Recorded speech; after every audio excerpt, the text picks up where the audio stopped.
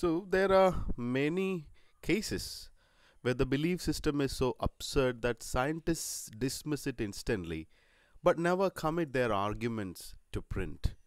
So, on a different level, there are some scientists who instantly disagree with pseudoscientific statements or pseudoscientific claims. ഒരു തെറ്റായ വാദവുമായി വരുന്ന അല്ലെങ്കിൽ ശാസ്ത്രീയമെന്ന് അവകാശപ്പെട്ടുകൊണ്ട് വരുന്ന ഒരു തെറ്റായ വാദത്തെ ശാസ്ത്രകാരന്മാർ അത് തെറ്റാണ് എന്ന് മനസ്സിലാക്കിക്കൊണ്ട് തന്നെ കണ്ട ഉടൻ തന്നെ അല്ലെങ്കിൽ അത്തരത്തിലുള്ള അവകാശവാദങ്ങൾ വരുന്ന ഉടൻ തന്നെ അതിനെ നിരാകരിക്കാറുണ്ട്. But never commit their arguments to print. ഇത് തെറ്റാണെന്ന് ആ ശാസ്ത്രകാരൻ അറിയാം, പക്ഷേ അയാൾ എന്ത് ചെയ്യുന്നില്ല, അതെന്തുകൊണ്ടാണ് തെറ്റാവുന്നത് എന്നതിനെക്കുറിച്ച് വിശദീകരിക്കുന്നില്ല. ആർഗ്യുമെൻറ്റ്സ് ടു പ്രിൻറ്റ് മീൻസ് അതിനെക്കുറിച്ച് വിശദീകരിച്ച് എഴുതുന്നില്ല എന്നാണ്. ഓക്കെ, അതിനെക്കുറിച്ച് വിശദീകരിച്ച് എഴുതുന്നില്ല. ഈ പറഞ്ഞ ഇന്ന ദിവസം വന്ന ഇത്തരത്തിലുള്ളൊരു ആർഗ്യുമെൻറ്റ് അത് ശാസ്ത്രീയമായി നിലനിൽക്കുന്നതല്ല എന്ന് ശാസ്ത്രീയമായി തന്നെ പറഞ്ഞ് പൊതുസമൂഹത്തെ ബോധിപ്പിക്കേണ്ട ബാധ്യത കൂടി ശാസ്ത്രകാരനുണ്ട് എന്നുള്ളതാണ്. So there are scientist and there are highly creative scientist as well. there are many cases where a belief system is so absurd. അത്രമേൽ അസംബന്ധജടിലമായ ചില ആർഗ്യുമെൻറ്റുകളുമായി കപടശാസ്ത്രകാരന്മാർ നമ്മളുടെ മുന്നിലേക്ക് വരാറുണ്ട്. ഈ വരുന്ന കപടശാസ്ത്രവാദങ്ങളൊക്കെ തെറ്റാണ് എന്ന് മനസ്സിലാവുന്ന ശാസ്ത്രകാരന്മാരും നമുക്കിടയിലുണ്ട്. പക്ഷേ ഈ ശാസ്ത്രകാരന്മാർ എന്ത് ചെയ്യുന്നില്ല? ദേ forget or but they never commit their arguments to print. അവരുടെ ആർഗ്യുമെൻറ്റിൽ പ്രിൻറ്റിലേക്ക് കൊണ്ടുവരുന്നതിന് വേണ്ടി ശ്രമിക്കാറില്ല എന്നുള്ളതാണ്. This is also A problem of professional scientist in A different sense. Okay, I believe this is a mistake. Science especially today depends upon public support. എന്തുകൊണ്ടാണ് ഇത് തെറ്റാകുന്നത്? കാരണം എന്താണ്? നോക്കൂ, ശാസ്ത്രത്തിലുണ്ടാകുന്ന ഏത് തരത്തിലുള്ള വളർച്ചയും സമൂഹം ശാസ്ത്രം പഠിച്ചിട്ടല്ല ശാസ്ത്രത്തെ കാണുന്നത്, മറിച്ച് അതിൻ്റെ സാധ്യതകളെക്കുറിച്ചിട്ടുള്ള വലിയ പ്രതീക്ഷകൾ മുൻനിർത്തിക്കൊണ്ടാണ്. Okay, so if a pseudo scientific claim is made, society won't think of its scientificality, whether it is scientifically proven or not. അതിനെക്കുറിച്ചിട്ട് സമൂഹം ആലോചിക്കാറില്ല. സമൂഹത്തിൻ്റെ മുന്നിൽ കാര്യങ്ങൾ ശാസ്ത്രീയമായി അവതരിപ്പിക്കേണ്ട ഉത്തരവാദിത്വം ശാസ്ത്രത്തിന് തന്നെയാണ്. ശാസ്ത്രത്തിൽ പ്രധാനമായി ശാസ്ത്രകാരന്മാർക്ക് തന്നെയാണ്. പക്ഷേ ശാസ്ത്രകാരന്മാർ എന്ത് ചെയ്യുന്നില്ല? They make a mistake. What is that mistake? They never commit their arguments to print എന്നതാണ് ഒരു പ്രധാനപ്പെട്ട പ്രശ്നം. Because most people have unfortunately a very inadequate knowledge of science and technology. Intelligent decision making on scientific issue is difficult. പൊതുജനത്തിന് ശാസ്ത്രവും സാങ്കേതിക വിദ്യയും വളരെ വളരെ കൃത്യമായി അറിയണം എന്ന് നിർബന്ധമില്ല. അതുകൊണ്ട് തന്നെ ആളുകൾക്ക് അല്ലെങ്കിൽ പൊതുസമൂഹത്തിന് ഒരു തീരുമാനത്തിലെത്തുന്നതിന് വേണ്ടി ശാസ്ത്രം കൃത്യമായി ഇടപെടേണ്ടതുണ്ട്. ആ ഇടപെടൽ സയൻസിൻ്റെ ഭാഗത്തുനിന്ന് ഉണ്ടാവുന്നില്ല എന്നത് സയൻസിൻ്റെ മറ്റൊരു പ്രധാനപ്പെട്ട അല്ലെങ്കിൽ ശാസ്ത്ര ലോകത്തിൻ്റെ തന്നെ മറ്റൊരു പ്രശ്നമായിട്ട് സൈഗൻ പറയുന്നു. Okay, so because most people have unfortunately a very inadequate knowledge of science, that is the thing. And some pseudoscience is a profitable enterprise, and there are proponents who not only are strongly identified with the issue in question but also make large amount of money from it. അപ്പോൾ എന്താണ് pseudo സയൻസിൻ്റെ ഏറ്റവും ultimate ആയിട്ടുള്ള ഉത്തരം എന്താണ്? അല്ലെങ്കിൽ what is a purpose of pseudo science? What are they aiming at from Alexander's time to 2020 or 2021? Pseudo science's aim was to make money, to make profit by cheating the society or by cheating the people. So they are willing to commit major resources to defend their contention. Some scientists seem unwilling to engage in public confrontation on borderline science issues because of the efforts required and the possibility that they will be perceived to lose a public debate. ചില ആളുകൾ pseudo science എന്തുകൂടി ചെയ്യുന്നുണ്ട്? പലതരത്തിൽ അതിനെ support ചെയ്യുന്നതിന് വേണ്ടിയിട്ടുള്ള റിസോഴ്സുകൾ കൂടി കൊണ്ടുവരുന്നുണ്ട്. Okay, അത് ഒരു പക്ഷേ എന്താണ്, for example, if you take the advertisement of a soap, of a toilet soap, അപ്പോൾ ആ ടോയ്ലറ്റ് സോപ്പ് ഉപയോഗിച്ചാൽ അത് നല്ല സോപ്പാണ് എന്നുള്ളത് ശാസ്ത്രീയമായി തെളിയിച്ചിട്ടുണ്ട് എന്ന് കാണിക്കുന്ന തരത്തിലുള്ള പരസ്യങ്ങൾ നമ്മൾ മുന്നിലേക്ക് അവതരിപ്പിക്കുകയും അത് ശാസ്ത്രീയമാണെന്ന് പൊതുജനം വിശ്വസിക്കുകയും ആ ടോയ്ലറ്റ് സോപ്പ് ധാരാളമായി വിറ്റഴിഞ്ഞു പോവുകയും ചെയ്യുന്നുണ്ട്. ഓക്കെ, എന്നാൽ യഥാർത്ഥത്തിൽ എല്ലാ സോപ്പുകൾക്കകത്തുമുള്ള അടിസ്ഥാനപരമായിട്ടുള്ള ഘടകങ്ങൾ എന്താണെന്നുള്ളത് കെമിസ്ട്രി പഠിക്കുന്ന അല്ലെങ്കിൽ കെമിസ്ട്രി ഇൻ എവറിഡേ ലൈഫ് പോലെയുള്ള സംഗതികൾ പഠിക്കുന്ന നമുക്ക് അറിയാം. ഓക്കെ, ചില സോപ്പുകൾ എന്തെങ്കിലും പ്രത്യേകതയുള്ള ഒന്നാണോ, അല്ലെങ്കിൽ പ്രത്യേകതയുള്ള സോപ്പ് തേക്കുന്നത് കൊണ്ട് മാത്രമാണോ, അതുകൊണ്ട് മാത്രം എന്തെങ്കിലും ഗുണമുണ്ടോ ഇല്ലയോ എന്നുള്ളതിൻ്റെ ശാസ്ത്രീയതയൊക്കെ നമുക്കറിയാം. പക്ഷേ പൊതുജനത്തിന് പൊതുജനങ്ങളെല്ലാം കെമിസ്ട്രി പഠിച്ചിട്ടല്ല വരുന്നത് എന്നുള്ള പ്രശ്നത്തെക്കുറിച്ചിട്ടാണ് നമ്മൾ ഈ പറയുന്നത്. അതുകൊണ്ട് തന്നെ science, or the entire discipline of science, should be very, very cautious, and we should be ready to go for public confrontation on borderline science. Okay, ശാസ്ത്രജ്ഞന്മാർ എന്ത് ചെയ്യണമെന്നാണ് പറയുന്നത്? they should go for a public confrontation. അതായത് പൊതുജന മധ്യത്തിൽ എന്ന് പറഞ്ഞാൽ നാളെ ഒരു മീറ്റിംഗ് വിളിച്ചിട്ട് കുറേ ആളുകളെ വിളിച്ചിട്ട് ഒരു കപടശാസ്ത്രകാരനെ കൂടെ വിളിച്ചിട്ട് വർത്തമാനം പറയണം എന്നല്ല, മറിച്ച് അവരുടെ നിരന്തരമായ ഇടപെടൽ, സമൂഹത്തിലാണ് ശാസ്ത്രം ഇടപെടുന്നതെന്നും ഇതേ സമൂഹത്തിൽ തന്നെയാണ് കപടശാസ്ത്രവും ഉള്ളത് എന്നും, അതുകൊണ്ട് തന്നെ ശാസ്ത്രകാരൻ the scientist is twice responsible എന്നുള്ള അർത്ഥത്തിൽ തന്നെ വേണം ശാസ്ത്രമേഖലയിൽ ശാസ്ത്രകാരന്മാർ ഇടപെടാൻ എന്നുള്ളതാണ്. Okay, and some scientist seem unwilling to engage in public confrontation. പൊതുജന മധ്യത്തിൽ ഇത്തരത്തിൽ കപടശാസ്ത്രവുമായി മൽപ്പിടുത്തത്തിന് പല ശാസ്ത്രകാരന്മാരും തയ്യാറാവുന്നില്ല. കാരണം എന്താണെന്ന് നോക്കൂ, because of the efforts required and the possibility that they will be perceived to lose a public debate. Okay, അപ്പോൾ വലിയ വിശ്വാസത്തിൻ്റെ പിൻബലത്തോടു കൂടിയായിരിക്കും ഒരുപക്ഷെ ഒരാൾ കപടശാസ്ത്രം മുന്നോട്ട് വയ്ക്കുന്നത്.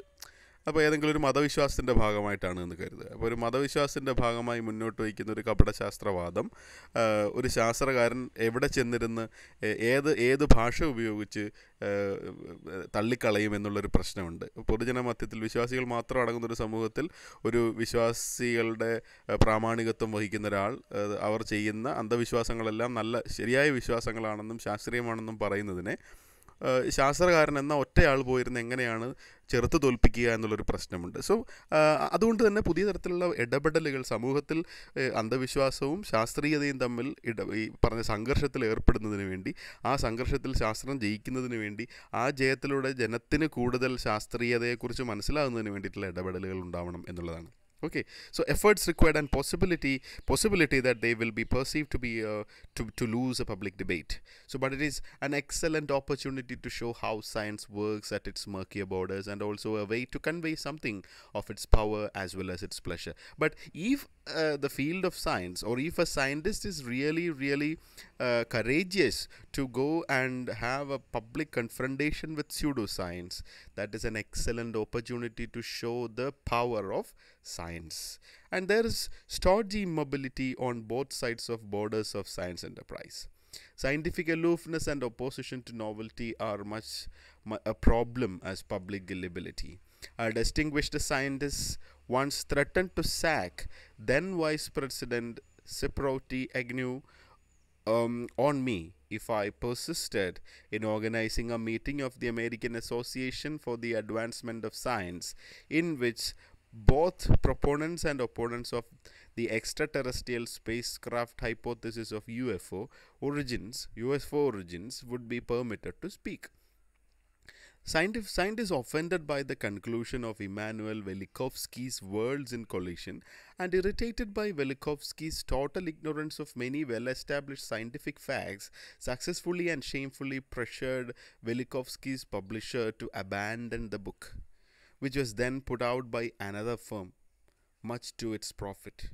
And when I arranged for a second AAAS symposium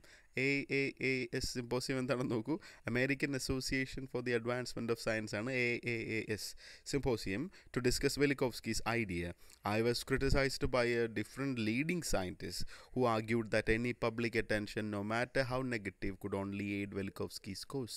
So this is also a problem. സയൻറ്റിസ്റ്റുകൾ എന്ത് ചെയ്യുന്നില്ല എന്നാണ് നോക്കൂ, there is a scientific aloofness. Okay, and opposition to novelty are some problems of problems as a problem as public gullibility. അതായത് പൊതുസമൂഹത്തിന് മുന്നിൽ തോൽക്കും എന്നതിനൊക്കെ അപ്പുറത്ത് ഉള്ള മറ്റൊരു പ്രശ്നമാണ് ഈ പറഞ്ഞ പുതിയ കാര്യങ്ങൾ അല്ലെങ്കിൽ പുതുതായി വരുന്ന തെറ്റായ വാദങ്ങളെ എതിർക്കാനുള്ള ഒരു വില്ലിങ്നെസ്സിൻ്റെ കുറവ്. ഓക്കെ, അത് എങ്ങനെയാണെന്ന് നോക്കൂ. അതിനുള്ള ഉദാഹരണമായി അദ്ദേഹം പറയുന്നത് നോക്കൂ. A distinguished scientist once threatened to sack then Vice President on me if I persist in organizing a meeting of American Association of American association for the advancement of science. Okay, അപ്പോൾ UFOകളെ കുറിച്ചിട്ട്, അതായത് unrecognised flying ഒബ്ജക്റ്റുകൾ, extra terrestrial life എന്നിവയെക്കുറിച്ചിട്ടൊക്കെ ചർച്ച ചെയ്യുന്ന, ശാസ്ത്രജ്ഞന്മാരെ വിളിച്ചിരുത്തി ചർച്ച ചെയ്യുന്ന വലിയൊരു symposium സംഘടിപ്പിക്കാനായി ഞാൻ തീരുമാനിക്കുന്നു. അപ്പോൾ അത് തീരുമാനിക്കുന്നത് അമേരിക്കയുടെ വൈസ് പ്രസിഡൻറ്റിൻ്റെ ഒക്കെ സഹകരണത്തോടു കൂടിയാണ് ഇത് സംഘടിപ്പിച്ചത്. എന്നാൽ ചില ശാസ്ത്രകാരന്മാർ അമേരിക്കൻ വൈസ് പ്രസിഡൻറ്റിനെ അറിയിച്ചു, ഇത്തരത്തിലൊരു മീറ്റിംഗ് മുന്നോട്ട് കൊണ്ടുപോയാൽ അതിനോട് ഞങ്ങൾ സഹകരിക്കില്ല എന്ന്. ഓക്കെ, കാരണം എന്താണ്? കാരണം ഈ മീറ്റിങ്ങിൽ അല്ലെങ്കിൽ ഈ സിമ്പോസിയത്തിൽ ബെലിക്കോവ്സ്കി എന്ന ഒരു ശാസ്ത്രകാരൻ, ഒരു എഴുത്തുകാരൻ കൂടി, ശാസ്ത്രകാരനും എഴുത്തുകാരനും ഒക്കെ ആയിട്ടുള്ള ഒരാൾ വരും എന്ന് പറഞ്ഞിട്ടുണ്ടായിരുന്നു. അയാൾ വേൾഡ്സ് ഇൻ കൊളിഷൻ എന്ന ഒരു പുസ്തകം എഴുതിയിട്ടുണ്ട്. അതിലെ പല ആർഗ്യുമെൻറ്റുകളും തെറ്റാണ് എന്ന്, അല്ലെങ്കിൽ ശാസ്ത്രീയമായി നിലനിൽക്കുന്നതല്ല എന്ന് ശാസ്ത്രലോകത്തിനറിയാം. പക്ഷേ വെലിക്കോവ്സ്കി വല്ലാതെ പോപ്പുലറാണ് ജനങ്ങൾക്കിടയിൽ. Do you understand the problem? Velikovsky എന്ന ആൾ, അയാളുടെ വേൾഡ്സ് ഇൻ കൊളിഷൻ എന്ന എല്ലാവരും വായിച്ചിട്ടുള്ള വളരെ പോപ്പുലറായ ഒരു പുസ്തകം. എന്നാൽ ആ പുസ്തകത്തിനകത്തിൽ പറയുന്ന പല കാര്യങ്ങളും തെറ്റായിട്ടുള്ള വാദങ്ങളാണ് എന്ന് ശാസ്ത്രീയമായി തെളിയിക്കപ്പെട്ടിട്ടുള്ളതാണ്. അതുകൊണ്ട് തന്നെ അമേരിക്കൻ പ്രസിഡൻറ്റിൻ്റെ അധ്യക്ഷതയിൽ ഇത്തരത്തിലുള്ളൊരു സമ്മേളനത്തിൽ വെലിക്കോവ്സ്കിയെ പോലെയുള്ള ഒരാളിനോടൊപ്പം ഇരുന്ന് ചർച്ച ചെയ്യുന്നതിന് ഞങ്ങൾ തയ്യാറല്ല എന്നൊരു കൂട്ടം ശാസ്ത്രകാരന്മാർ പറഞ്ഞു. ഓക്കെ, എന്താണ് ഇതിൻ്റെ പ്രശ്നം നോക്കൂ. Velikovsky's world in collision and irritated by Velikovsky's total ignorance of many established scientific facts successfully and shamefully pressured Velikovsky's publisher to abandon the book. ഈ പുസ്തകം പിന്നീട് വെലിക്കോവ്സ്കിയുടെ പുസ്തകം പബ്ലിഷ് ചെയ്തിരുന്നയാൾ പബ്ലിഷ് ചെയ്യില്ല എന്ന് തീരുമാനിക്കുന്നു. അത്തരത്തിലുള്ള ഡിസിഷനിലൊക്കെ വന്നു. Okay, and which was then put out by another firm much to its profit. അത് മുൻപ് പബ്ലിഷ് ചെയ്തുകൊണ്ടിരുന്ന ആളുകൾ അത് പബ്ലിഷ് ചെയ്യുന്നില്ല എന്ന് പറഞ്ഞെങ്കിലും മറ്റൊരു പബ്ലിഷിംഗ് ഹൗസ് ഇത് പബ്ലിഷ് ചെയ്യാനായിട്ട് മുന്നോട്ട് വരികയും അവർ ലാഭം ഉണ്ടാക്കുകയും ഒക്കെ ചെയ്തു. And when I arranged for a second meeting, ഇതിനുശേഷം ഞാൻ രണ്ടാമതൊരു മീറ്റിംഗ് കൂടി ഇത്തരത്തിലുള്ള സിമ്പോസിയം കൂടി സംഘടിപ്പിക്കാനായി തീരുമാനിച്ചു with Velikovsky's ideas. And I was criticised by a different leading scientist who argued that any public attention no matter how negative could only aid Velikovsky's cause. So രണ്ടാമത് ഞാൻ ഈ പറഞ്ഞ മീറ്റിംഗ് സംഘടിപ്പിച്ചപ്പോൾ അവിടെയും എന്നെ ചില ശാസ്ത്രകാരന്മാർ, ഒരു ലീഡിംഗ് ശാസ്ത്രജ്ഞനെ പേഴ്സണലായി വിളിച്ചിട്ട് അദ്ദേഹം പറഞ്ഞതാണ്, നിങ്ങൾക്ക് സിമ്പോസിയം സംഘടിപ്പിച്ച ശേഷം വെലിക്കോവ്സ്കിയുടെ ആർഗ്യുമെൻറ്റുകൾ തെറ്റാണ് എന്ന് തെളിയിക്കാം.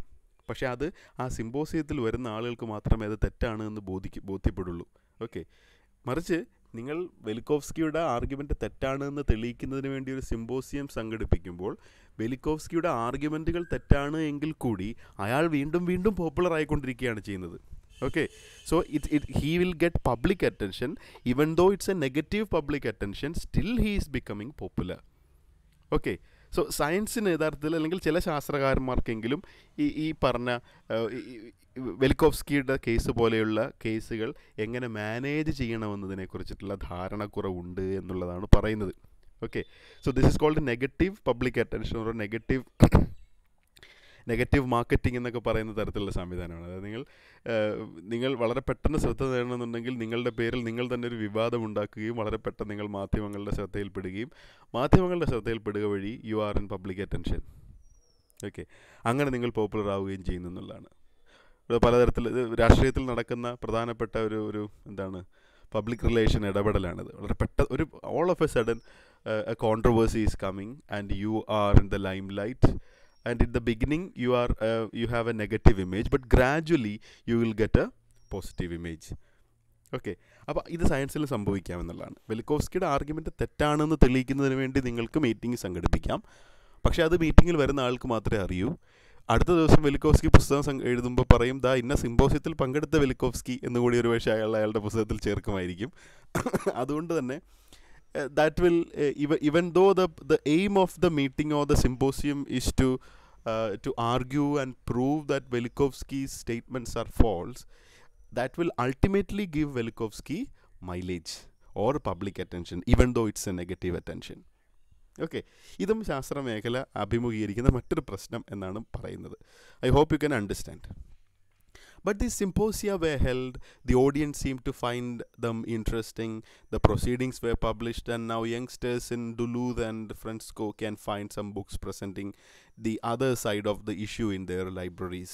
If science is presented poorly in schools and the media, perhaps some interest can be aroused by well prepared, comprehensible public discussions at the edge of science.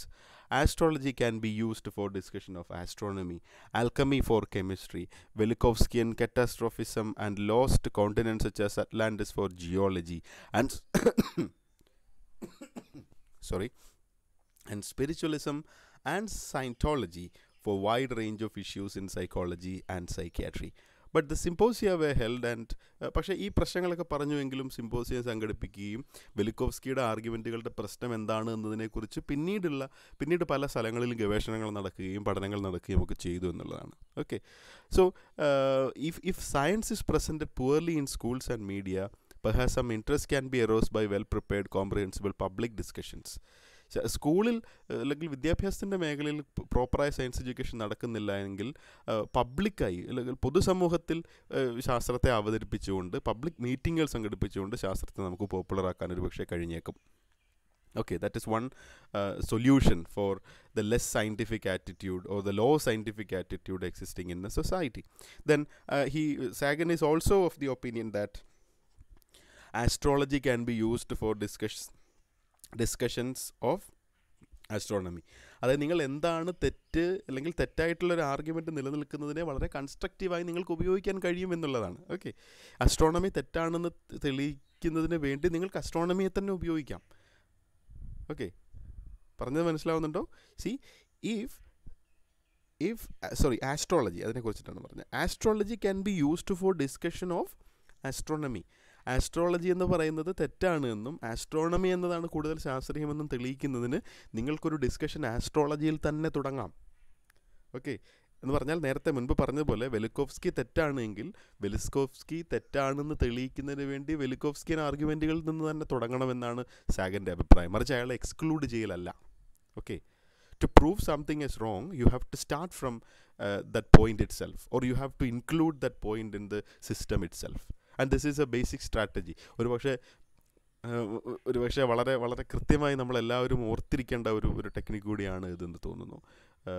നിങ്ങൾ എന്തിനെങ്കിലും നിങ്ങൾ തെറ്റാണെന്ന് തെളിയിക്കുന്നതിന് വേണ്ടി അതിൽ നിന്ന് തന്നെ തുടങ്ങുക എന്നുള്ളത്. മറ്റൊരു സ്ഥലത്ത് പോയി ഒരു ആർഗ്യുമെൻ്റ് എടുത്തുകൊണ്ട് വരാതെ അതിൽ നിന്ന് തന്നെ തുടങ്ങി അതിനെ തകർക്കുക എന്നുള്ളത്. So astrology can be used for the study of what astronomy, that is. So astrology is less scientific and astronomy is scientific. Okay, then alchemy for chemistry. നിങ്ങൾക്ക് കെമിസ്ട്രി എത്രത്തോളം ശക്തമാണെന്ന് ആൽക്കമിയെക്കുറിച്ച് പറഞ്ഞുകൊണ്ട് തന്നെ തുടങ്ങാം. Okay, or Velikovskian catastrophism for geology, and spiritualism and Scientology for a wide range of issues in psychology and psychiatry. മാനസികാരോഗ്യത്തെ സംബന്ധിച്ചിട്ടുള്ള കാര്യങ്ങൾ പറയുന്നതിന് വേണ്ടി നിങ്ങൾക്ക് ആത്മീയവാദത്തിൽ നിന്ന് വേണമെങ്കിൽ തുടങ്ങാം. അതുവഴി നിങ്ങൾ ആത്മീയവാദം തകർക്കുകയും സൈക്യാട്രിയുടെ അല്ലെങ്കിൽ സൈക്കോളജിയുടെ ആധിപത്യം ഉറപ്പിക്കുകയും ചെയ്യാൻ കഴിയുമെന്നുള്ളതാണ്. or that should be the strategy we should adopt if you want to prove that an argument is wrong or a claim is pseudo-scientific. So throughout your life, if you are in the field of science, you need to take these 2 points together. ഏതൊക്കെ സമയത്ത് ശാസ്ത്രം ഉണ്ടാകുന്നുണ്ട് അത് നമ്മൾ ആദ്യം തന്നെ പറഞ്ഞു. We should expect A scientific ring എന്ന് പറഞ്ഞു. ആധുനിക കാലത്ത് വളർന്നു വന്നുകൊണ്ടിരിക്കുന്ന ശാസ്ത്രത്തോടൊപ്പം തന്നെ കപടശാസ്ത്രവും വളർന്നു വന്നുകൊണ്ടിരിക്കുന്നു എന്നുള്ളതാണ്. പുതിയ ടെക്നിക്കുകളിലേക്ക് ശാസ്ത്രം മാറുമ്പോൾ പുതിയ ടെക്നിക്കുകളിലേക്ക് കപടശാസ്ത്രവും മാറും എന്ന കാര്യം മറന്നു പോവാതെ ഇരിക്കുക എന്ന്. Scientists are of course human, and when their passions are excited, they may abandon temporarily the ideals of their discipline. But these ideals, the scientific method, have proved enormously effective. Finding out the way the world really works requires a mix of hunches, intuitions, and brilliant creativity. It also requires skeptical scrutiny of every step. It is the tension between creativity and skepticism that has produced the stunning and unexpected findings of science. So what happens is scientists are they are human beings. So they may be driven by, at times they will be driven by emotions. Okay. They may not stick on to pure scientific methods. ശാസ്ത്രകാരനായതുകൊണ്ട് നിങ്ങൾക്ക് അറിയാൻ പാടില്ല എന്നുണ്ടോ? ശാസ്ത്രകാരനായതുകൊണ്ട് നിങ്ങളുടെ കുടുംബത്തിൽ ആരും മരിക്കില്ല എന്നുണ്ടോ? No. അഥവാ കുടുംബത്തിലാരെങ്കിലും ശാസ്ത്രകാരൻ്റെ കുടുംബത്തിലാരെങ്കിലും മരിച്ചാൽ ശാസ്ത്രകാരൻ കരയില്ല എന്നുണ്ടോ? No, never.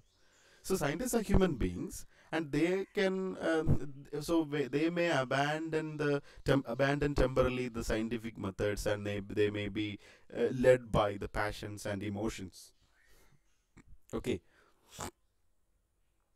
but these ideals, they may move out of their scientific methods and ideals. അവരുടെ ശാസ്ത്രീയമായ മാതൃകകളിൽ നിന്നൊക്കെ മാറി നിന്നുകൊണ്ട് ചിലപ്പോൾ ശാസ്ത്രകാരന് ചിന്തിക്കേണ്ടി വന്നേക്കാം. ഓക്കെ, അവരെ പലപ്പോഴും വികാരങ്ങൾ ചിലപ്പോൾ നിയന്ത്രിച്ചേക്കാം. Okay, but these ideals, the scientific methods have proved enormously effective. എന്നാൽ ശാസ്ത്രീയമായ മെത്തേഡുകളാണ് കൂടുതൽ ശരിയെന്ന് തെളിയിക്കപ്പെട്ടിട്ടുണ്ട് എന്നതാണ്.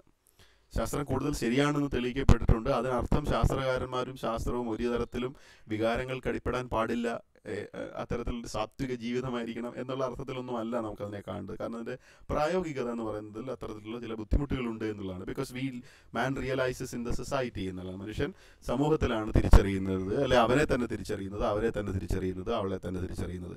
And finding out the way the world really works requires a mix of hunches, intuitions, brilliant creativity, and it also requires skeptical scrutiny of every step. അപ്പോൾ യഥാർത്ഥത്തിൽ ഈ പ്രപഞ്ചം എങ്ങനെ വർക്ക് ചെയ്യുന്നു, എങ്ങനെ പ്രവർത്തിക്കുന്നു എന്ന് മനസ്സിലാക്കുന്നതിന് വേണ്ടി യു നീഡ് സം ഇൻറ്റ്യൂഷൻ, ചില തോന്നലുകൾ, ചില ഇമാജിനേഷൻ്റേതായിട്ടുള്ള ചില ഇടപെടലുകൾ, ചില സർഗാത്മകമായ ചിന്തകൾ. ഇപ്പോൾ എയ്റോപ്ലെയിൻ്റെ ഡിസൈൻ എങ്ങനെയാണ് അങ്ങനെ വരുന്നത്? അത് വളരെ രസകരമായിട്ടുള്ള ഡിസൈനാണല്ലോ. Of course it is related to aeronautics and its engineering. പക്ഷേ ആ ഷേപ്പിലേക്ക് എങ്ങനെയാണ് എത്തുന്നതെന്ന് നോക്കൂ. അല്ലെങ്കിൽ ഒരു കാറിൻ്റെ ഷേപ്പ് എങ്ങനെയാണ് വരുന്നതെന്ന് നോക്കൂ. ഒരു സൂപ്പർസോണിക് വിമാനത്തിൻ്റെ ഷേപ്പ് എങ്ങനെയാണെന്ന് നോക്കൂ. അതും അല്ലെങ്കിൽ ഒരു സേഫ്റ്റി പിൻ എങ്ങനെയാണ് ഉണ്ടായി വരുന്നതെന്ന് നോക്കൂ. അതുമല്ലെങ്കിൽ ഒരു ഒരു ഒരു ഒരു ടോർച്ച് എങ്ങനെയായിരിക്കും ഉണ്ടായി വന്നതെന്ന് നോക്കൂ. ഒരു ഡൈനമോ എങ്ങനെയാണ് ഉണ്ടായി വന്നതെന്ന് നോക്കൂ. ഓക്കെ, ഒരു വടക്ക് നോക്കി യന്ത്രം എങ്ങനെയാണ് ഉണ്ടായി വന്നതെന്ന് നോക്കൂ. ഓക്കെ, ഇതിനെല്ലാം എങ്ങനെയാണ് ഇത് ഉണ്ടാകുന്നത് ചോദിച്ചാൽ അതാണ് പറയുന്നത്. ഏറ്റവും പ്രധാനപ്പെട്ട ഒരുപക്ഷെ നിങ്ങൾ എല്ലാവരും, എല്ലാ വിദ്യാർത്ഥികളും ഒരുപക്ഷെ മനസ്സിലാക്കിയിരിക്കേണ്ടതായിട്ടുള്ള, അല്ല എപ്പോഴും ഓർത്തിരിക്കേണ്ടതായിട്ടുള്ള ഒരു സംഗതിയാണ് എന്തെന്ന് നോക്കൂ. It is the tension between creativity and scepticism that has produced stunning and unexpected findings in science or of science. ശാസ്ത്രത്തിലെ പല കണ്ടുപിടുത്തങ്ങളും നടന്നിട്ടുള്ളത്, മനുഷ്യൻ ഇന്ന് ഉപയോഗിക്കുന്ന എല്ലാ സംഗതികളും കണ്ടുപിടിക്കപ്പെട്ടിട്ടുള്ളത്, അല്ലെങ്കിൽ ഏത് എക്സൈറ്റിംഗ് ആയിട്ടുള്ള മനുഷ്യൻ്റെ ജീവിതത്തെ കംഫർട്ടബിൾ ആക്കുന്ന ഏത് സംഗതിയും കണ്ടുപിടിക്കപ്പെട്ടിട്ടുള്ളത് ഈ പറഞ്ഞ സംഘർഷത്തിൽ നിന്നാണ്. ഏത് സംഘർഷം? The tension between science and creativity, or the tension between creativity and scepticism. ഇപ്പോൾ ആപ്പിൾ എന്തുകൊണ്ട് തലയിൽ വീണു എന്നുള്ള പ്രശസ്തമായ കഥയെക്കുറിച്ച് നിങ്ങൾക്ക് അറിയാമല്ലോ. അപ്പോൾ അങ്ങനെ ചിന്തിച്ചിട്ടുണ്ടോ ഇല്ലയോ എന്നൊന്നും അറിയില്ല. പക്ഷേ this is how we study. നിങ്ങളുടെ അടുത്ത് ഒറ്റയടിക്ക് ഗ്രാവിറ്റേഷണൽ ഫോഴ്സിനെ കുറിച്ച് പറയാതെ ആപ്പിൾ താഴേക്ക് വീഴുന്നതിനെ കുറിച്ച് പറയുമ്പോൾ you feel that this is related to your life, right? This is related to our daily life എന്ന് നമുക്ക് മനസ്സിലാവുന്നു എന്നുള്ളതാണ്. Okay, so this tension is there, or it is also suggestive of the fact that science and life are not two separate things. They move hand in hand together, they move together, or they should be studied together. Okay, so it is a tension between creativity and skepticism that has produced stunning findings of science. Finding out the way really works requires a mix of hunches, intuitions, then brilliant creativity.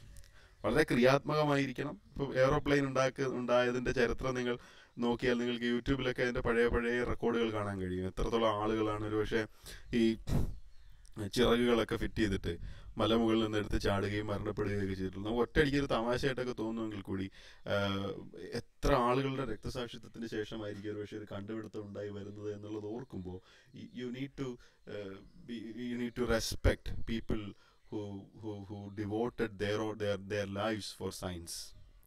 Okay, so in my opinion, the claims of borderline science